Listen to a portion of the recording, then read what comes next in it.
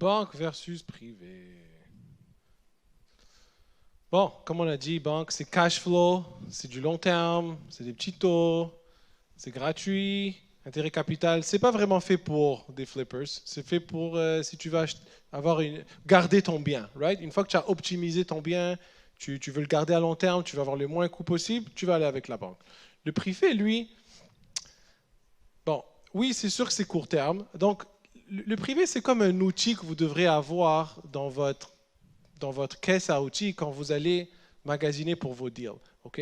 Parce que, oui, ça peut coûter un peu cher, mais c'est ça qui va vous permettre d'aller acquérir ce bien-là. Right? Tandis que souvent, quand on trouve un bon deal, on a 5, 6, 15, 20 personnes en arrière qui sont là et qu'ils font des offres conditionnelles au financement, conditionnelles à ceci. Si toi, tu viens avec une offre où le privé peut lui montrer que oui, il a l'argent, oui, il qualifie, ça a beaucoup de poids. Et n'oublie pas que c'est seulement pour 3 à 18 mois. Donc, c'est du court terme, le temps qu'on peut maximiser ça et ensuite aller ailleurs. Frais 2 à 3%, intérêt simple, on a vu tout ça déjà. Et puis, c'est super rapide, right?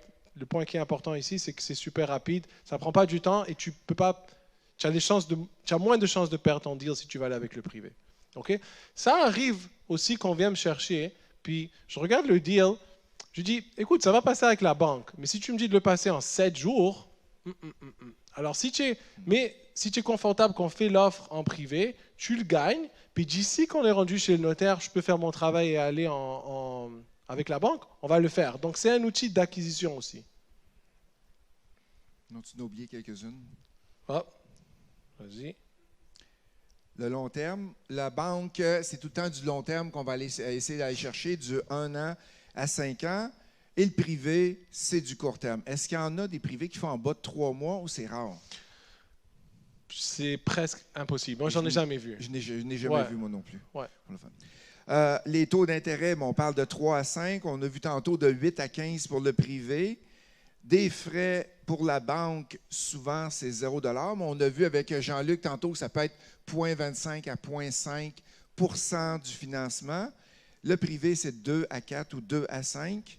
Les banques vont faire paiement d'intérêt plus capital. Ça m'est arrivé une fois d'avoir un paiement. Je faisais une conversion en condo. Je me suis arrangé avec la Banque Laurentienne pour avoir paiement d'intérêt seulement. Parce qu'elle savait que je ressortais du deal dans pas longtemps. Et j'ai réussi une fois dans ma vie à avoir un prêt d'intérêt seulement. Et le privé, paiement d'intérêt simple seulement. Beaucoup de paperasse avec les banques. Ils vont vous demander tout ce que vous avez acheté, la couleur du rouge à lèvres à votre grand-mère. Ils vont aller le chercher. C'est fou, là. Ils veulent tout avoir au complet. Tandis qu'un privé, beaucoup moins de paperasse. Beaucoup moins de paperasse avec un privé. C'est très rigide une banque parce qu'ils ont des lois, ils ont des règles à respecter. Tandis que le privé, ça dépend de la créativité. Vous allez voir tantôt, il y a des bons exemples que Emmanuel va vous présenter. Ça dépend de la créativité qu'on est capable d'avoir. Puis il y en a des prêteurs privés qui sont très créatifs. Les banques, c'est long. Et le privé, c'est beaucoup plus rapide.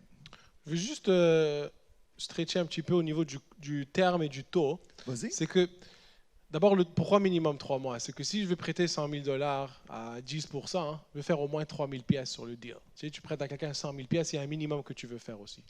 L'affaire aussi avec le terme et le taux, c'est que plus le terme est court, les chances sont que ton taux ou tes frais vont être plus élevés. Alors, ce qu'il faut que tu fasses, c'est que le prêteur vraiment analyse bien tes besoins pour savoir combien de temps ça va prendre vraiment pour que ton deal finisse. Est-ce que c'est un flip? Si c'est un flip, oui, il y en a beaucoup qui disent « Oh, moi, en 3 mois, je répare ça, je vends ça. » J'en ai fait des flips.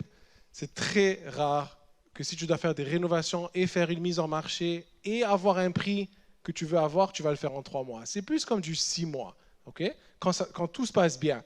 Donc, si quelqu'un va te dire, tu sais, je te le fais un 3% à 11, un 3 mois à 11%, mais je te fais un 6 mois à 9,5, peut-être c'est mieux que tu prends du 6 mois, parce que peut-être ton projet va prendre 6 mois et puis tu vas sauver sur le taux au long terme. Alors, ça, c'est un point que je voulais mentionner.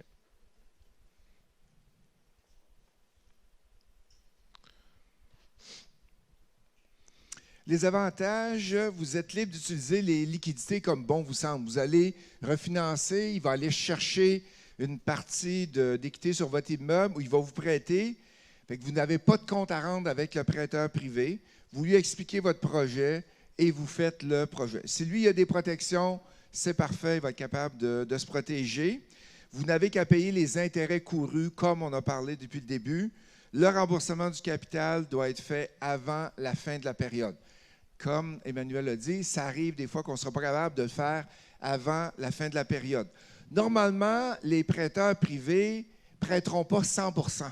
Tu veux t'acheter un flip, tu vas voir Emmanuel, est-ce que je peux avoir 100 % de mise de fonds? Qu'est-ce que vous pensez qu'ils vont vous dire? Il faut une garantie ou c'est non. Parce que pourquoi qu'ils prendraient, mettons, son 100 000 puis mettraient ça dans votre projet à 100 000? Vous n'avez rien mis dedans.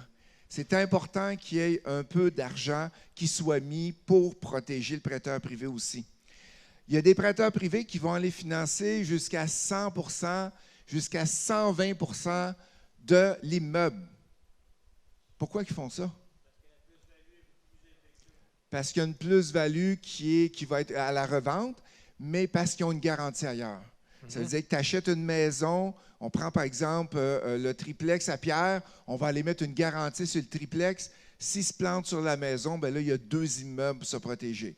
Fait qu'eux autres vont aller plus que 100 % dans ce cas-là. On veut t'engager. On veut que le client soit engagé. Exactement. Dans le deal. Oui. Ouais. Présentez-lui. Qu'est-ce qu'on fait? On présente souvent une analyse de rentabilité. Vous présentez votre projet et non pas juste verbal. Voici, j'achète tel immeuble, je veux faire une dérénovation, je veux faire un flip avec. Vous lui présentez, c'est tellement plus facile que si lui est obligé de tout faire la démarche pour vous, tout analyser, plus vous mâchouillez pour les prêteurs, les banquiers, l'information, plus ça va être facile pour eux autres d'approuver votre prêt. Et moins cher. Et moins cher Et moins en cher. plus. Qui dit personne bien qualifiée, solide, dit frais plus bas. C'est sûr et certain. Donc, on a parlé, les prêteurs privés ont une certaine flexibilité. Ils ne sont encadrés que par l'Office de protection du consommateur et non pas l'AMF ou l'OASIC qui gère les courtiers hypothécaires. Ils ont donc une bonne marge de manœuvre. Et pourquoi ne pas demander à un prêteur privé un prêt ballon? C'est quoi ça, un prêt ballon? Non, un prêt ballon, c'est que tu vas payer seulement à la fin. OK? C'est une idée, ça. Retenez ça. Fait que vous empruntez 100 000, le projet est 6 mois. Tu dis à Emmanuel, je te rembourse absolument aucun intérêt, mais à la fin, je te rembourse tout d'un coup. On fait souvent ça, surtout quand il y a de la construction. OK? Si tu as la construction, il n'y a pas de revenus, il n'y a rien. Puis là, on doit débourser 1,5 million. Mais il ne va pas payer 10 000 $ par mois, à moins qu'il a beaucoup de cash flow. Mais à la fin, on le fait un prêt ballon, puis à la fin, il nous rembourse. Et s'il y a une participation d'un profit, est-ce que tu baisses ton taux d'intérêt ou tu le montes? Tout est négociable. OK. Ouais. OK, parfait. J'aurais dû te donner des profits, moi aussi, de mon projet. Les inconvénients d'un prêteur privé, parce que oui, il y a des très bons avantages, il y a des inconvénients aussi. Il n'y a pas de normes fixes. Fait que tu te fais refuser par un prêteur, bien, qu'est-ce qu'on fait un matin quand je vous ai dit, là? On va voir ailleurs. Il y a peut-être un autre prêteur qui va vouloir aller dans ce type-là de projet. Chaque prêteur a ses exigences minimales, OK, d'acceptation. Il n'y en a pas un qui est pareil. Il y en a un qui va dire, OK, c'est 25 000 minimum le projet. Il y en a d'autres, c'est 1 million. Il y en a d'autres, c'est 500 000. Il n'y a pas de normes. Chacun est différent comme prêteur privé. Si le prêt est non garanti, fait que s'il n'y a pas de garantie hypothécaire, ça va arriver. Moi, j'ai eu des prêts de 10, 15 ou 20 000. Il me semble que c'est 20 000 pour un prêt sur un de mes immeubles, mais il n'y avait pas de garantie hypothécaire. Ça revenait trop cher à le mettre dessus. Je connaissais bien la personne. Il me l'a prêté. Mais ça, il faut qu'il y ait des normes strictes. C'est quand tu rembourses et comment ça va fonctionner exactement. Les frais accessoires, la majorité des prêts privés ont des frais. Okay? On a parlé des frais de dossier, mais il y a d'autres types de frais aussi. Les frais que si tu as un chèque NSF, Les frais que si tu payes, mettons, c'est le 12 du mois, il faut que tu payes tes frais et tu ne les paies pas, bien, il y a, pas tes frais, ton intérêt, je veux dire, bien là, il y a des frais là-dessus. Fait que c'est super important de bien lire le contrat. On va voir un contrat avec Emmanuel tantôt, d'aller lire les petites lignes, OK? Oui, souvent, quand on va recevoir, il y a de toutes sortes de prêteurs privés, mais souvent, quand on va recevoir notre offre de financement initial, il n'y a rien marqué de ça. C'est juste marqué, tu as approuvé pour ça, Ouais. tu as répondu, tu arrives chez le notaire et tu as 20 pages de Hello. Alors, il faut le lire avant. Il faut bien le lire. Et ceux-là qui sont venus à une soirée mensuelle, là, juste avant Noël, j'expliquais un cas d'une dame qui a été chercher un prêt privé pour acheter de la machinerie pour son usine. Le prêt était à 13 %. Elle s'entendait que dans 3 mois, elle allait recevoir un prêt du gouvernement, une subvention du gouvernement pour son équipement. Qu'est-ce que vous pensez qui est arrivé? Le prêt n'est pas arrivé du gouvernement. La subvention du gouvernement n'est pas arrivée. Et le prêteur, qui n'est pas Emmanuel en passant, le prêteur avait boosté son prêt du double. Il était parti de 13,5 à 27 % d'intérêt. Si au bout de 3 mois, tu ne rembourses pas, 27 % d'intérêt. La femme a dit, pas de problème, je vais avoir ma subvention du gouvernement, tout va bien aller. Fait qu'il faut lire les petits caractères et tout le temps prendre, c'est quoi qui peut arriver, le pire, et s'assurer qu'on est couvert. Fait qu'on a parlé des frais d'ouverture. On peut faire des remboursements aussi hebdomadaires, quotidiens ou mensuels, mais c'est rare. La plupart du temps, c'est mensuel ou tu n'en fais pas du tout et c'est reporté à la fin. Il y a une question ici, vas-y, je vais la répéter. Oui, je suis capable. OK. Prêt privé, est-ce qu'on peut demander un peu plus cher, c'est-à-dire se garantir pour que ça arrive avec la dame, là? Bien, non. C'est que vous prenez pour 1 an, tout l'intérêt d'1 an, gardez-les, vous ne donnez pas juste la différence. La question est, est-ce que je peux prendre un prêt plus cher avec, mettons, au lieu de 3 mois pour 1 an? Oui, 1 an, mais qui se paye tout de suite l'intérêt du Oui, Qui se paye tout de suite l'intérêt de 12 mois, oui, parfait. ça s'appelle l'intérêt prépayé. J'adore, moi, les intérêts prépayés. Je n'ai pas besoin de vous courir après. C'est ça. Ben Right? non. J'adore. Ben non. Fait que oui, ça peut arriver. On peut le faire, qu'on va augmenter directement. Il n'y a aucune place à l'imprévu, étant donné que le taux d'intérêt à sortir au prêt privé, vos versements mensuels sont assez élevés. S'il arrive une bad luck avec votre flip, il ne se vend pas. Votre entrepreneur a fouté le camp, il a arrêté de faire les rénovations. Ça m'est arrivé justement la semaine dernière avec un gars de Québec.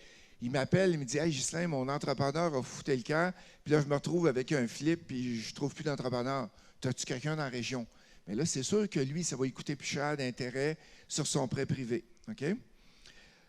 Autre financement récent, il est possible que si vous allez avec un prêt privé, vous soyez limité pour aller rechercher un autre prêt privé ailleurs ou aller vous financer dans une autre banque. Parce que vous avez déjà une dette et souvent les prêteurs privés n'iront pas embarquer dans un autre prêt privé. J'ai une dame que j'ai rencontrée en 30 minutes au bureau. Elle avait 2 12-plex à Montréal.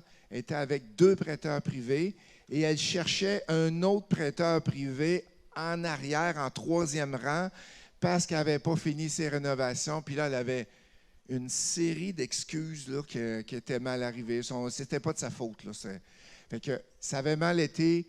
Elle cherchait un 3e. Elle dit, oublie ça, là, ça se peut quasiment pas. Tu y vas pas en 3e?